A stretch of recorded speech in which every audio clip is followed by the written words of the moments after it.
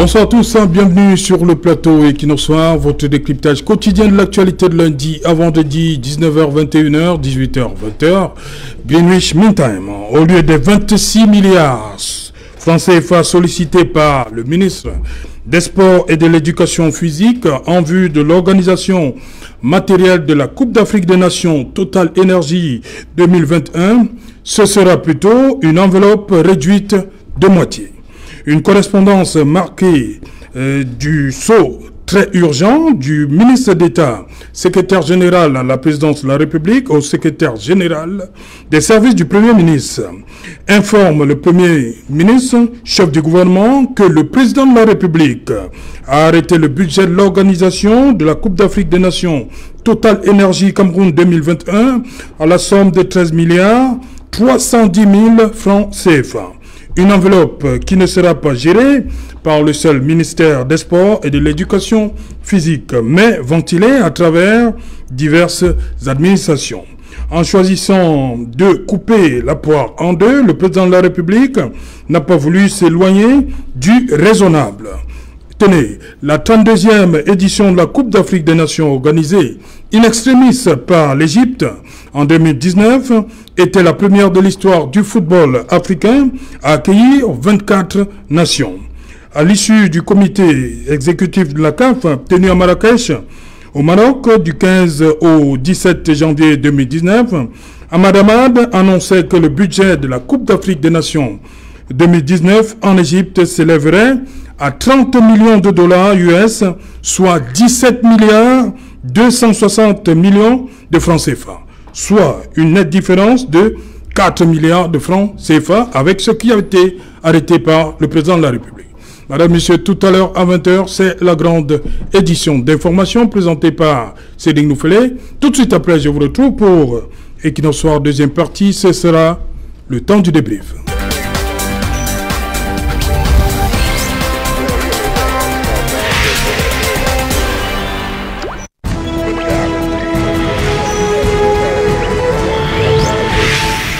Organisation de la Coupe d'Afrique des Nations 2021, 13 milliards, c'est le budget. Pour en parler, nous avons invité en plateau ce soir Albert Natola ici, bonsoir.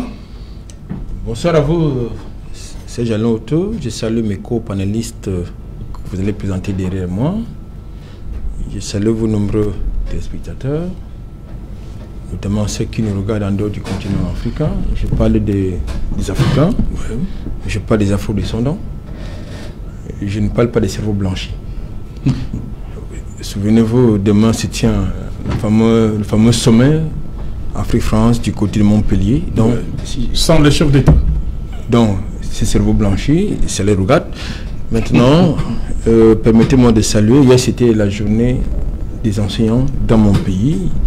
Permettez-moi de saluer ce soir deux enseignants. Omer Soda, qui est enseignant au lycée de Nespa de Dopassi, et Madame Biholon Karine, épouse Ateba, qui est enseignante au lycée d'Aqua.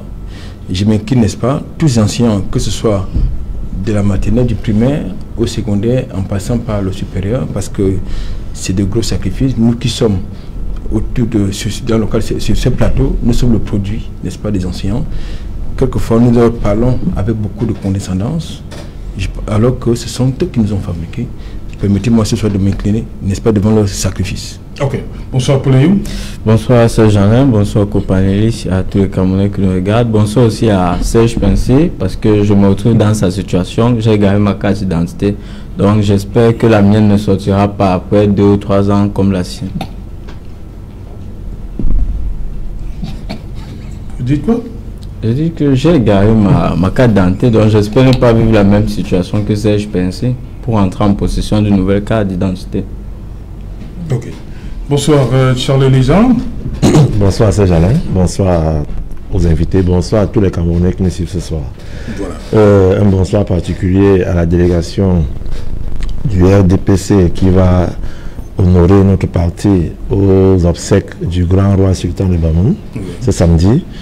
Et plus proche de nous, le RDPC à Douala 2 a perdu M. Bakob William, grand conseiller à la communauté urbaine, conseiller municipal à Douala 2. Et madame la jointe maire, madame Moulouna a perdu son époux. Donc le RDPC comme ça et affligé de tous les côtés. Condoléances sincères à toutes ces familles qui souffrent aujourd'hui. Et bon, rebonsoir à tous les Camerounais. Ok. Bonsoir Elie Tchema. Bonsoir Serge Alain et merci pour l'invitation. Malgré mes multiples disponibilités, vous me donnez toujours l'occasion d'être là. Et je profite de l'occasion pour dire que ça me permet de m'acquitter de mes devoirs et de mes responsabilités, c'est-à-dire du CISIM. Oui. Mais je dois profiter de l'occasion aussi pour dire que face à la réalité politique, enfin la politique, c'est-à-dire la conquête du pouvoir et son exercice qui existe en ce moment dans notre pays et qui nous entraîne vers des abîmes, j'espère que le politique, c'est-à-dire notre vivre ensemble, va permettre que ce soit sur ce plateau, dans nos discussions et tout, que tout aille dans le bon sens.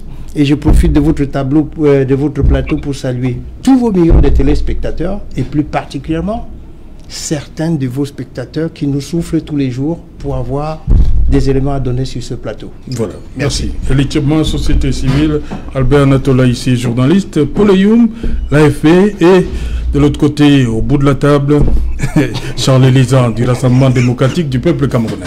Nous prenons, madame, monsieur, tout de suite la direction de Paris. On nous attend Angelbert Le Bondatua. Bonsoir Angelbert.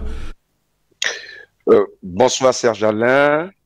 Bonsoir à vos millions de téléspectateurs. C'est un plaisir de retrouver le plateau d'Equinox Soir. Et je voudrais passer un bonsoir particulier à nos 124 amis prisonniers dans les geôles infestes de la dictature de M. Biya. Eux qui n'ont pas eu la chance de bénéficier des mêmes immunités parce qu'ils sont accusés aujourd'hui d'un terrorisme, d'une hostilité à la patrie et d'une rébellion fictive et totalement virtuelle, alors que nous avons pendant pratiquement une dizaine de jours au Cameroun vu ce qui étaient de véritables terroristes à travers des actions concrètes de violence, de casse et d'incendie de nos édifices, sans que ceci ait été inquiété une seule seconde par des autorités. Bon, c'est vrai qu'on nous parlera d'une imaginaire enquête qui a cours en ce moment, mais nous savons très bien que cela n'aboutira à rien. Donc bonsoir à tout le monde et bonsoir à tout le monde. Je reste avec vous à Paris, on va revenir à Douala, je reste avec vous. Vous êtes le responsable secrétaire national chargé des affaires culturelles sportives. C'est pourquoi, c'est en ce titre que je vous ai invité au débat ce soir. Angelbert Le Bondatua, lorsque vous regardez cet arbitrage, il faut le dire comme ça, du président de la République, le ministre des Sports qui sollicite 26 milliards, on lui accorde finalement pour le budget. Il avait sollicité 26 milliards, mais c'est finalement 13 milliards 310 000 francs CFA qui seront affectés pour l'organisation de cette compétition qu'on va accueillir à partir de janvier 2022. Est-ce que je vous ai donné dans mon propos introductif ce que ça a coûté à l'Égypte? 17 milliards. Un bon arbitrage du président de la République, 26 milliards, 13 milliards en Égypte. Même nombre d'équipes, 24. Pourquoi, alors, selon vous, on a pensé qu'il fallait 26 milliards? Alors, pour vous répondre rapidement, je fais juste une petite précision sur mon titre, même si on va dire que c'est pas ça qui va soutenir mon intervention, mais plus exactement, je suis secrétaire national délégué à la jeunesse et aux affaires culturelles et sportives. C'est ça de manière précise. Alors, vous me demandez de réagir par rapport à un arbitrage. 26 milliards, on est aujourd'hui à 13 milliards. C'est comme si vous me demandiez de réagir à la politique commerciale que les grandes enseignes pratiquent très souvent. C'est-à-dire que ils vous mettent un prix de, on va dire, 150 €, ils mettent la croix dessus et ils viennent mettre en bas 75 € en promotion. Pourtant, le prix réel, en fait, de ce produit est moins que 75 €. Non, pour être plus sérieux, 13 milliards aujourd'hui, je ne sais pas quel type de service offrait l'Égypte lors de l'organisation de sa CAN, Mais moi, ce qui m'intéresse, c'est de regarder de manière détaillée ce que représentent aujourd'hui les 13 milliards du comité d'organisation de la Cameroun. Quand on y regarde avec précision, on se rend compte simplement que ce régime n'a plus de complexe à afficher, non seulement cet art, mais en plus son côté kleptomane que tout le monde connaît. Si vous voulez, comme ça rapidement, quelques exemples. Ils disent que pour cette canne, ils vont acheter, alors rapidement, hein, ils vont acheter ce qu'ils ont appelé des écrans LED pour 832 millions de francs. Je pense que c'est des chiffres qui devraient amener quand même des Camerounais aujourd'hui à demander des comptes sur ce qui est en train de se passer autour d'eux et qui représente aujourd'hui un gros scandale. La Coupe d'Afrique des Nations du Cameroun est un gros scandale financier. Nous avons au niveau du MRC depuis très longtemps décrié cela, même à partir des infrastructures qui ont été mises en place, en disant attention, il y a une surfacturation énorme qui est en train de se passer en ce moment. Et pour l'avoir demandé, nombreux de nos camarades aujourd'hui sont en prison, simplement pour l'avoir demandé à avoir plus clair dans ce qui est en train de se passer. Qui pourrait expliquer aujourd'hui aux populations du Sud qui, en pleine forêt, l'autre jour, ont bloqué tout un ministre de l'enseignement supérieur réclamant des routes rurales. Qui pourrait leur expliquer que le Cameroun est en train d'acheter des écrans LED pour 832 millions de francs? Qui pourrait expliquer à ces mêmes populations que le Cameroun est en train de mettre en assurance de cette compétition 30 jours, un mois? Le Cameroun est en train de mettre 780 millions de francs pour assurer cette compétition. Qui pourrait expliquer aux Camerounais qui manquent d'eau, qui manquent d'électricité, que le Cameroun est en train de mettre pour 450 millions dans des fan zones? C'est-à-dire des fan zones, pour expliquer rapidement, c'est des zones de joie, c'est des zones de plaisir, c'est des zones d'amusement. On est en train de mettre 450 millions de francs là-dedans. Qui pourrait expliquer aux Camerounais que pour des stades qui, pour la plupart, ont été refaits pour répondre aux normes et au cahier des charges de la CAF, des stades pour certains flambant neufs, pour d'autres réhabilités, que le Cameroun est en train de mettre 120 millions de francs pour l'entretien de ces stades pendant un mois. 120 millions de francs.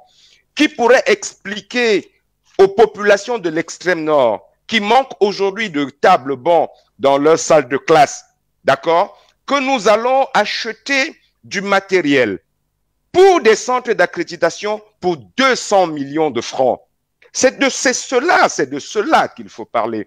Alors, donc, arbitrage de 26 milliards, 13 milliards, c'est bien beau. On aura tendance à nous dire que on a eu M. Biya qui a été assez rigoureux en termes de dépenses. Mais non, on est en train de jouer au Cameroun avec l'argent du contribuable. Je ne voudrais pas revenir aujourd'hui sur la pertinence ou pas de cette compétition. Elle est là. Elle fera certainement peut-être la fierté du Cameroun si elle se déroule et si elle se déroule bien. Mais on est en droit de s'imaginer, de se poser des questions sur autant de sommes d'argent que nous sommes en train de mettre dans cette compétition sans que personne ne puisse nous expliquer le pourquoi de tout ce qui est en train d'être dépensé. C'est de ça qu'il s'agit, Serge Alain. Merci Angèle-Bert, on revient à vous. On va permettre aux autres de réagir. Hein. Pour vous, ma question des dépenses, c'est cet arbitrage déjà. On est parti de 26 à 13. Avant de rentrer dans certains éléments qu'Angèle-Bert Lebon a commencé à évoquer sur ce plateau, d'abord vous, Albert Natola ici. Déjà, je voudrais prier Monsieur Angèle-Bert Lebon d'accord, oui, de rentrer dans le contexte camerounais où on parle de francs CFA et non d'euros. Je sais qu'il est à Paris et certainement il fait des achats en euros. Donc, on revient d'abord dans le contexte camerounais pour qu'on parle du franc, n'est-ce pas, du franc des colonies françaises d'Afrique, un truc comme ça. Ok. Voilà, il va falloir qu'il avoue. Donc, je le prie de revenir dans le contexte des francs CFA. Parce que quand vous ne me parlez d'euros, je ne sais pas ce que c'est. Parce que moi, il fait les achats en francs CFA. Voilà. Okay. Quand je dis cela, il a dit des choses, il y en a qui sont pertinentes, à mon sens, il y en a qui le sont moins, il y en a d'autres qui ne le sont pas du tout. Déjà, le contexte de l'organisation de la CAN en Égypte, c'était pas le même que dans le contexte camerounais. Oui. Et puis, puisque nous parlons de chiffres, l'Égypte n'utilise pas le franc CFA. C'est d'accord. Quand je dis cela, il a bien commencé, mais il a gâté. Okay. Parce que nous avons le contribuable camerounais doit pouvoir savoir quelles sont les rubriques. Oui. Là, nous parlons de questions de gestion d'un événement. Quelles sont les différentes rubriques, si vous voulez, les différentes articulations de cette affaire-là. Avant d'entrer justement dans les polémiques, j'aurais souhaité, ça c'est mon point de vue également, que vous puissiez convoquer ou inviter dans le cadre de cette tribune un événementiel, du moins un événementiel qui a l'habitude de ces choses-là, pour qu'on puisse, ou bien les experts financiers. Qui a l'habitude de non, des événements sportifs. Parce que lorsque vous confiez... On n'y arrivera jamais. C'est une CAN à 24. Lorsque vous confiez les débats financiers aux politicards, moi ça me pose un problème.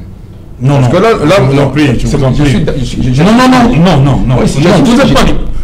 j'assume ce que j'ai dit. Non, je vous en prie. J'assume ce que j'ai dit. Non, vous n'allez pas. J'assume ce que j'ai dit. Non, vous n'allez pas. Les analyses. Albert Anatola ici. Lorsque vous confiez Albert Anatola ici, vous n'allez pas. Non, pas sur ce plateau. Non, je refuse que vous assumiez sur ce plateau. J'assume ce que j'ai dit. Non. Je refuse cette expression. Non, je dis, vous ne pouvez pas un débat d'opinion. Non, vous ne pouvez pas. Non, vous ne pouvez pas d'opinion que vous ne pouvez pas les traiter de la sorte sur ce plateau. Moi, j'ai dit, j'assume ce que j'ai dit. Non, vous n'avez on ne peut pas confier le débat financier aux politicards. En ce qui concerne, du moins, l'organisation de la CAN. Pourquoi? Parce que lorsqu'on confie ces débats-là, ça va en vrille. Il faut que j'assume ce que j'ai dit. Et vous, Angélbert, c'est toute la classe politique camerounaise? J'ai dit, vous avez écouté les autres? Est-ce que vous avez écouté les autres politiques sur ce plateau? J'ai réagi par rapport à la personne à qui vous avez... Angélbert, c'est le pluriel? J'ai réagi par rapport à la première intervention, c'est ça, non? Non. Tout à l'heure, je reprends ce que j'ai dit. Qu'on me ramène au contexte camerounais sur le plan CFA, qu'on me ramène pas dans le contexte de l'euro. Parce que moi, j'ai fait mes achats. Oui, on a déjà suivi ça. Quand j'ai dit cela, moi, ça me pose un problème que quand il s'agit de débats sérieux, très souvent, on donne la parole aux gens qui n'ont pas l'expertise pour. C'est-à-dire, quand on confie, si vous voulez, que je vous rejoigne dans le politiquement correct, on ne peut pas confier le débat politique à certains hommes politiques. Ça veut davantage alimenter la polémique. Moi, comme j'ai eu à le dire, il a dit des choses intéressantes, d'autres, il est les témoins. On vous a pas encore écouté. Alors, ça fait plus de 5 minutes. Alors, vous êtes interrompu. Non, je vous ai laissé parler. Hein.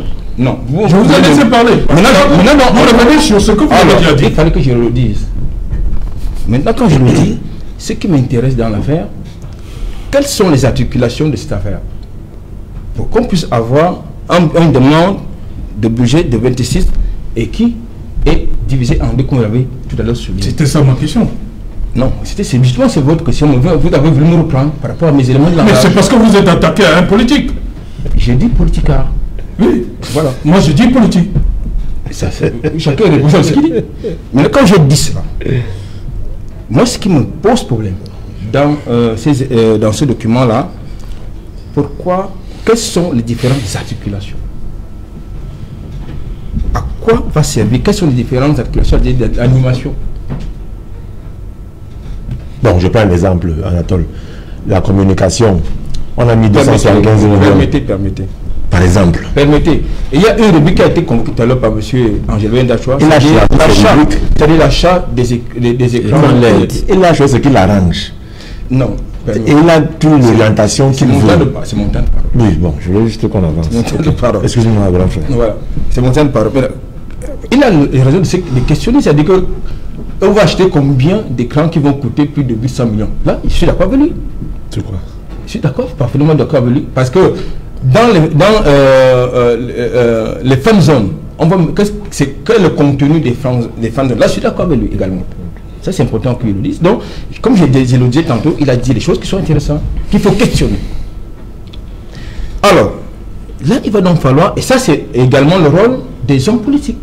C'est-à-dire, non, c'est son temps. Oui, ça, c'est également dans le, c'est-à-dire questionner, justement, pas pour venir faire des polémiques, pas pour faire des polémiques, non.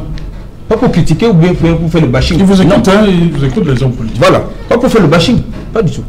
Mais pour poser des véritables questions, parce que tout compte fait. Je ne suis pas certain que lorsque cette CAN-là va se tenir, il n'y aura que les militants de certaines formations politiques qui seront les spectateurs.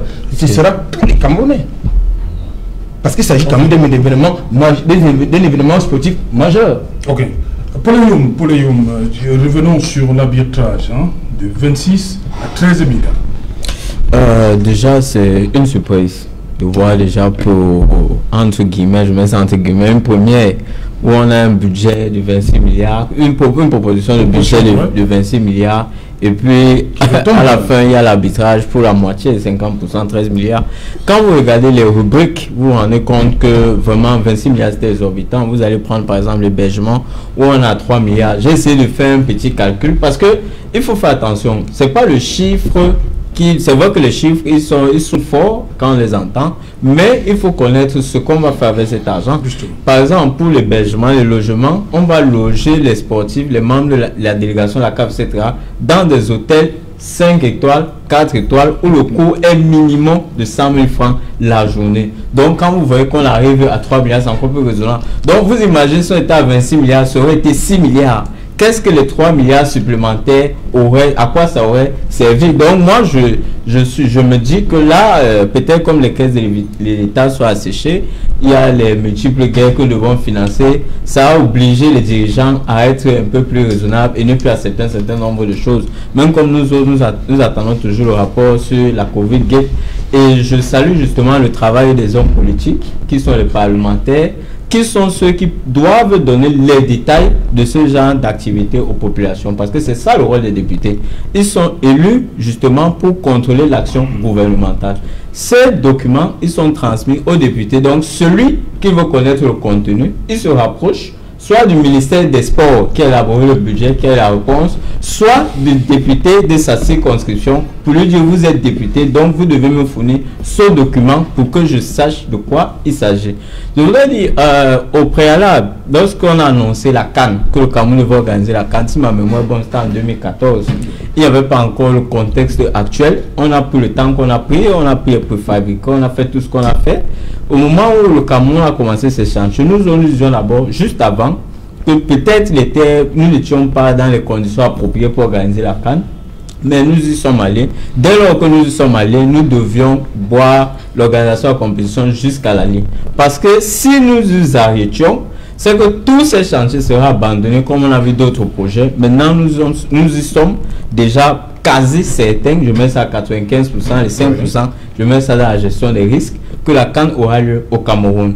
Et comme cette CAN aura lieu au Cameroun, ce sera pour tous les Camerounais, nous devons la célébrer, mais dans la dépense utile, bien organisée. Parce que si nous nous amusons à oublier le contexte financier difficile dans lequel nous sommes, nous risquons de faire des dépenses dispendieuses et nous allons nous retrouver dans une situation de crise profonde. Et je salue les opérateurs économiques qui attendent ces CAN. Vous savez que lorsqu'on a reporté la CAN, il y a les opérateurs du secteur hôtelier qui avaient pris des crédits parce qu'au niveau des banques, la banque ne comprend pas qu'on a reporté, c'est pas leur affaire, tant pis si la décision elle est tombée, qui ont pris des crédits, je ne veux pas les citer, s'ils sont connus, vous pouvez vous rapprocher du GICAM pour voir l'impact économique du report de la CAN. Donc ceux-là aujourd'hui, ils sont prêts et j'espère qu'ils feront de bonnes affaires et qu'ils vont garder les devises dans notre pays pour qu'on ait une bonne compétition, une économie qui reprend de la langue après la Covid-19 qui nous a frappé. Éligiquement, une décision, comme il a dit, par rapport au contexte, sage, cette réduction de moitié.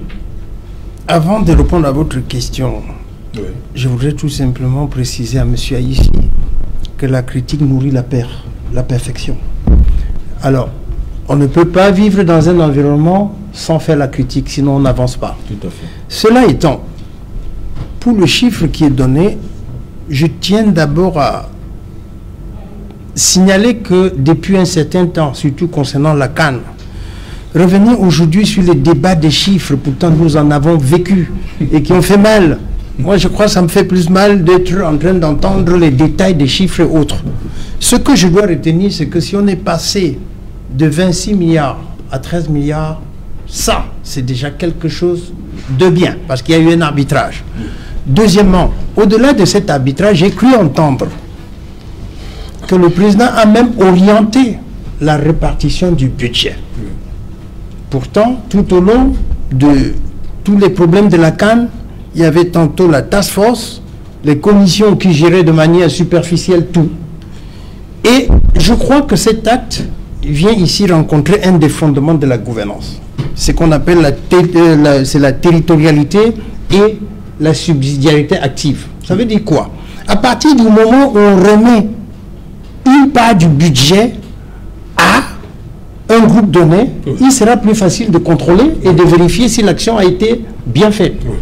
Deuxièmement, parlant ici de subsidiarité active, ça veut dire que l'autorité s'empêche maintenant d'aller imposer au groupe à qui on a donné de l'argent.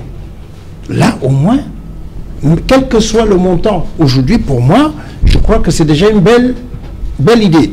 Maintenant, il a évoqué quelque chose tout à l'heure, c'est-à-dire que, compte tenu des contraintes et de toute la difficulté que nous avons au Cameroun aujourd'hui, il y a une nécessité d'essayer de faire des économies un peu partout. Cela étant, moi, ce qui m'interroge aujourd'hui, ce n'est pas tant les chiffres que vous pouvez évoquer, c'est de me demander, en me positionnant dans une logique de gouvernance, c'est de dire, quels sont les facteurs aujourd'hui susceptibles de faire que cette CAN ne se déroule pas convenablement? Et si ce gouvernement répondait à ces questions-là, je serais plus fier d'attendre. Parce qu'il ne suffit pas de mettre de l'argent, mais encore faut-il aujourd'hui, parce que la gouvernance commence, par une stratégie. On va bientôt faire la CAN. Mais comment? Quel cap on prend? Moi, si j'avais à dire, ou un conseil au gouvernement aujourd'hui, c'est de se dire, on a passé beaucoup d'années à dépenser de l'argent. Il a dit tout à l'heure, on a fait des efforts pour arriver au bout de construction. Avec les surfacturations. Il est au-delà de la surfacturation. Aujourd'hui, c'est de se demander comment organiser au mieux cette CAN pour en retirer un minimum qui puisse ne pas nous enfoncer le plus possible. Okay. Alors, si nous pouvons répondre à cet ensemble de questions, dans chaque groupe à qui on a donné des montants, je souhaiterais qu'ils réfléchissent là-dessus. Et là, on va trouver un ensemble de risques sur lesquels on va agir en attendant que la CAN se déroule. Mais si on se met encore à penser de l'argent, ce sera vite fait de penser à comment chacun va s'en mettre dans les poches. Ok. Charles Elisa, sur l'arbitrage, d'abord. La première chose que je vais dire, Alain, c'est que c'est tout simplement le respect du principe de l'ordonnateur des dépenses. Oui. Les dépenses gouvernementales sont sous le coupe du patron de l'exécutif, qui est le président de la République, et qui peut déléguer en fonction des différentes rubriques à qui mieux. Pour le moment, le patron de la task force pour l'organisation de la CAN s'appelle Ferdinand Gongo. Ne mettons même pas le nom des gens, donnons le titre. C'est le secrétaire général à la présidence de la République. Et dans cet arbitrage, il faut d'abord qu'on sache que le comité interministériel, chaque ministère a envoyé un budget, première chose. Et le ministère des Sports s'est mis au-dessus des autres ministères et a déposé un budget de 26 milliards.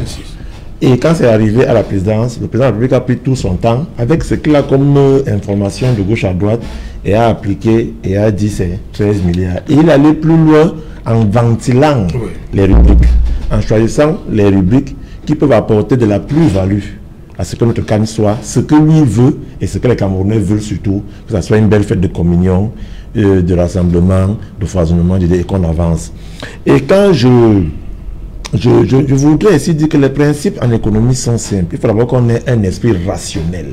L'esprit rationnel, c'est que à partir du moment où on veut étudier un fait économique, la rationalité voudrait qu'on s'empêche de mettre les sentiments. Comme on dit au quartier, enlevons les organes. Et c'est là où mon grand frère, le bon, lui a mis les organes.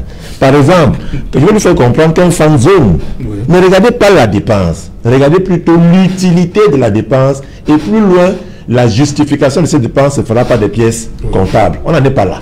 On est au niveau du fan zone. C'est jalon tout. Est-ce qu'on ne comprend pas qu'on est affecté 450? Justement, il n'est pas rationnel à ce niveau. Il est plutôt raisonnable. C'est différent. C'est pour ça qu'on dit en économie que pour étudier un fait économique, il faut d'abord avoir la rationalité au bout. Ça veut dire qu'on enlève tout ce qu'il y a comme sentiment. Et on étudie de manière, je veux dire quoi, sans état d'âme, le tout. Un fan zone, par exemple, c'est jalon tout. Quand on met un fan zone, pour Douala deuxième, je prends l'exemple, quartier de Malfama, appelez ça comme on veut. Est-ce qu'un seul à Douala deuxième peut suffire? Non, oui.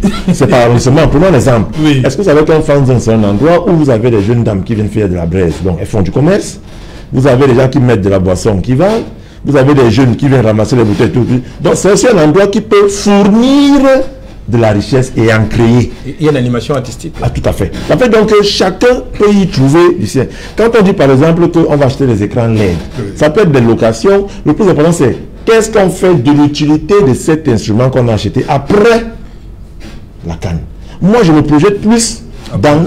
Après la canne, c'est-à-dire qu'est-ce qu'on en fera. Quand on va acheter pour, je prends l'exemple, 77 millions, 900 000 francs du matériel informatique et bureautique pour la direction du tournoi. Quand ça finit là, je ne voudrais pas que cet ordinateur-là reparte dans la maison au cadre du ministère qui en a déjà. Qu'on fasse de cet ordinateur un usage social qui puisse aller par exemple à la prison de Newbel pour les mineurs où on va leur apprendre l'informatique. Je prends un autre exemple. J'ai vu ici qu'il y a la commission bénévolat et tout, qu'on prenne des jeunes.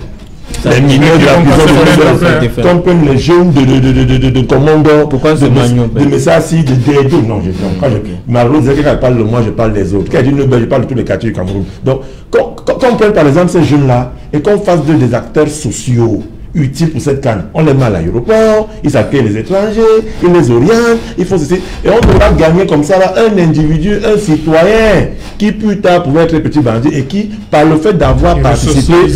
Tout à fait. Donc moi je regarde plus de ce côté et je voudrais dire ici que, comme il a répété en disant qu'est-ce qu'on va dire aux gens du Sud, je voulais lui expliquer que je vais lui dire à mon frère Gilbert du Bon Dachua, grand frère de Nubel, que au Sud, oui, il n'y a peut-être pas les routes rurales, mais au Sud, il y a le port en eau profonde des Kribi, au Sud, il y a eu le commerce agro-pastoral et tout. Donc, si on regarde les choses de ce point de vue raisonnable, on aura tout perdu ces jalons autour. Okay. Le plus important, c'est la rationalité de ces dépenses et plus tard, a posteriori, les pièces comptables nous diront si cet argent a été bien utilisé ou pas.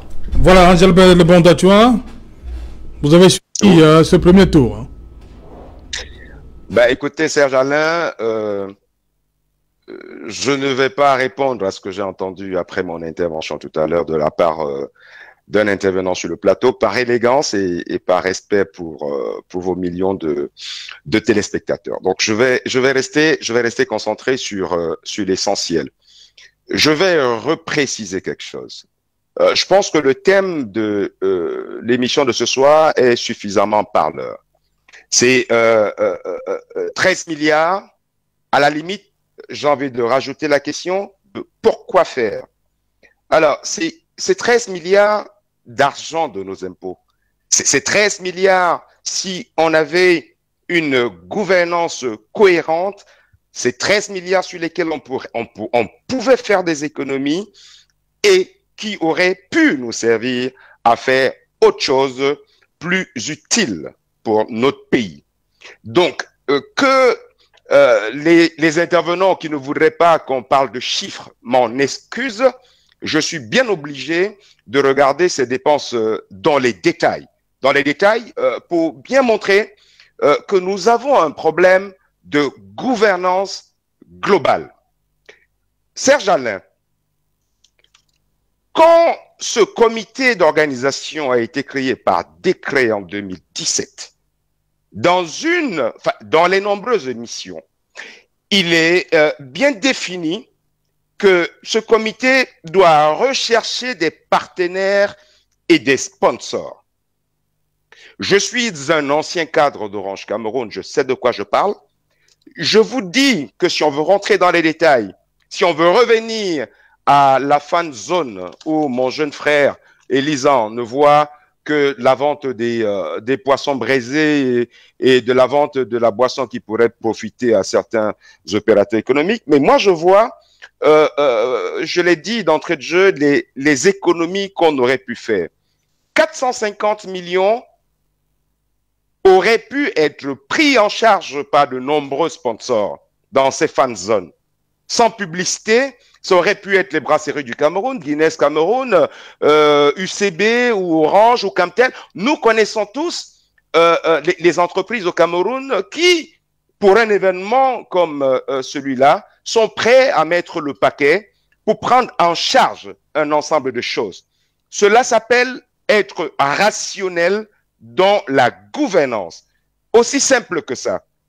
Si vous reprenez le poste de dépenses que j'ai annoncé tout à l'heure de 780 millions de francs CFA pour les assurances.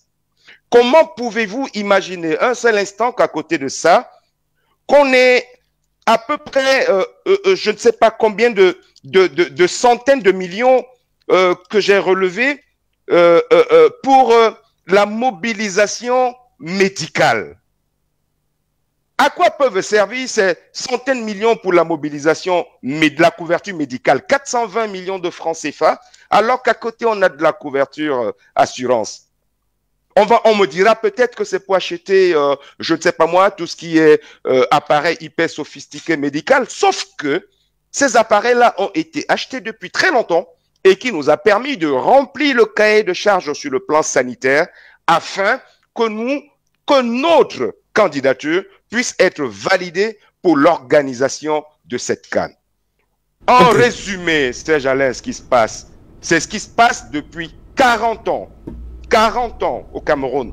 C'est-à-dire que vous avez des gens qui s'organisent simplement au quotidien pour spolier la fortune publique, qui s'organisent pour que chacun à son niveau puisse voler, permettez l'expression, puisse voler autant qu'il peut.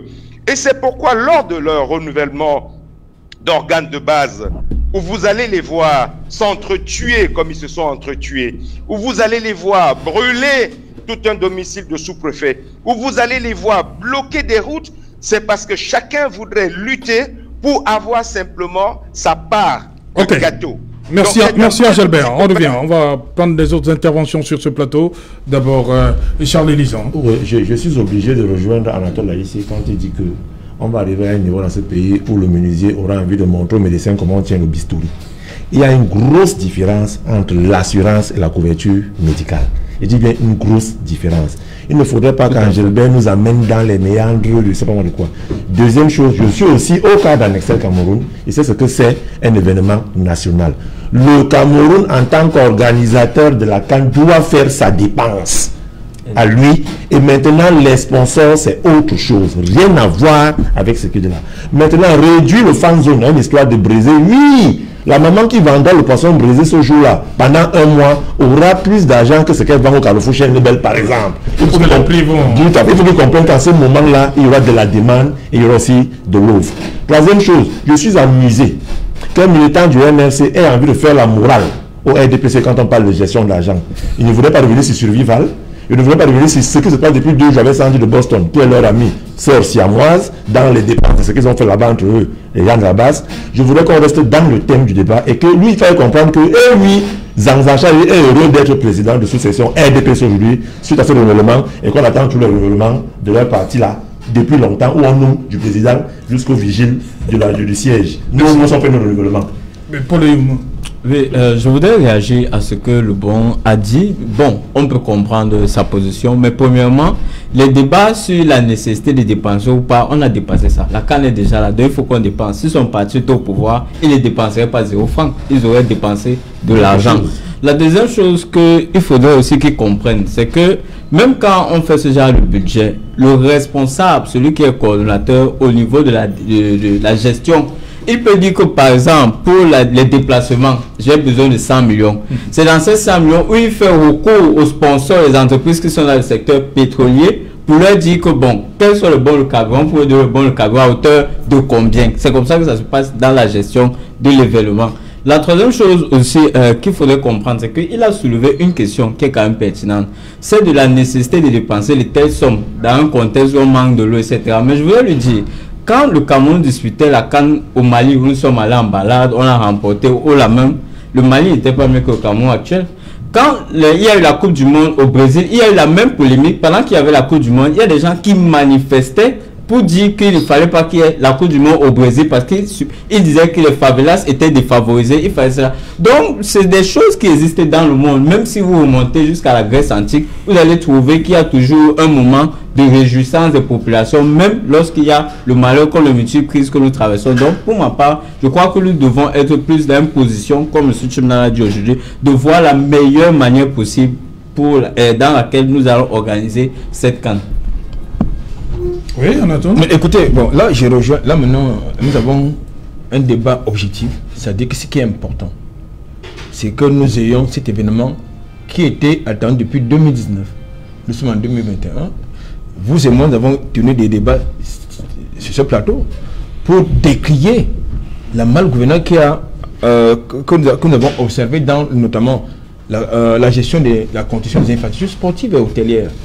Donc, maintenant que nous sommes en train véritablement d'aller vers la ligne d'arrivée, il est important que les structures en charge de la gestion bien du contrôle de la dépense publique se mettent en œuvre après la CAN. Mais pour l'instant, moi je pense que tout le monde il devrait avoir une convergence d'engagement, d'adhésion autour de cet événement qui concerne pas seulement le Cameroun, mais l'Afrique. Mais je pense, pour moi, de mon point de vue, la place n'est pas à la polémique. La place, c'est que, ok, les faits sont là, nous avons décrié les polémiques, c'est-à-dire la gestion de plus de 3 000 milliards pour la concession des infrastructures de la CAN. Nous n'avons pas encore le complexe de Limbe qui est livré. Mais non, qu'est-ce qu'on fait? Alors, qu'est-ce qu'on fait? On va revenir après le journal, c'est promis. Effectivement, je sais qu'il a beaucoup à dire. Bonsoir Cédric, au menu ce soir. Bonsoir Serge Alain, bonsoir aux invités. Ce soir, nous ferons le point sur cette nouvelle journée de travail du Premier ministre à Bamenda et encore cette annonce autour de la construction de cette fameuse route Babadjou-Bamenda, un vieux projet sur lequel le Premier ministre chef du gouvernement est revenu au moment où les élites et forces vives, elles, exigent que le gouvernement aille bien plus vite pour réhabiliter les principaux axes routiers de Bamenda, également cette ceinture de route qui devrait permettre de désenclaver de nombreux bassins agricoles. Nous ferons le point sur l'enjeu stratégique autour des infrastructures routières dans le nord-ouest, dans le journal de 20h. Nous parlerons aussi des conditions de travail difficiles pour des enseignants du secteur privé. Ils ont tenu à faire entendre leur voix, dénonçant le fait que le gouvernement a fermé les yeux sur les conditions pénibles dans les secteurs privés, écoles primaires, collèges, où ils sont mal lotis. Vous les écouterez, les voix qui s'élèvent depuis Ngaoundéré dans le journal de 20h. Nous parlerons également ce soir d'un autre problème qui se pose, notamment dans les villes du Cameroun, là où il y a ce problème d'infrastructures et de services sociaux de base qui manquent également aux populations. Elles ont tenu à dénoncer cela. Nous en parlerons dans quelques instants. Serge Alain. Voilà, madame, monsieur, c'est l'essentiel du 20h de Cédric. Dans un instant, on se retrouve après pour Equinox Soir, deuxième partie. Ce sera le temps du débrief. Dans un instant donc, Cédric.